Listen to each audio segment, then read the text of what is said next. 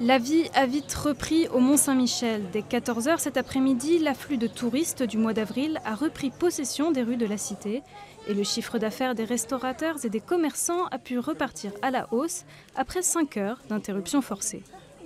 J'ai ouvert à 12h30, c'est plein de monde, c'est énorme. Et là, on n'a pas de personnel parce qu'on a renvoyé le personnel à la maison, mais bon, ça reprend, c'est bien.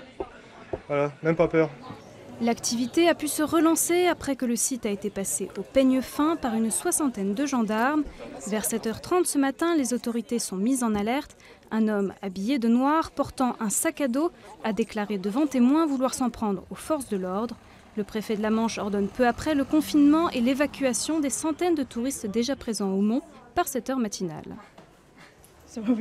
Nous avons fait nos bagages et nous sommes sortis. Nous avons vu beaucoup de policiers qui nous ont demandé de partir vite. Ensuite, nous avons vu un hélicoptère arriver, donc nous avons dû partir et marcher jusqu'au restaurant sur les terres. Ces mesures ont permis de s'assurer que l'homme n'était plus présent sur le site, mais il n'a pour l'heure pas encore été retrouvé.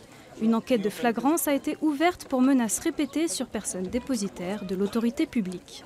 Nous avons identifié et entendu certains témoins qui nous apportent de précieux éléments. Évidemment, il y a des investigations techniques, de police technique et scientifique qui sont en cours et qui vont nous permettre, je le pense, assez rapidement d'obtenir une identité de cette personne qui devrait donc rapidement pouvoir être, après son identification, interpellée.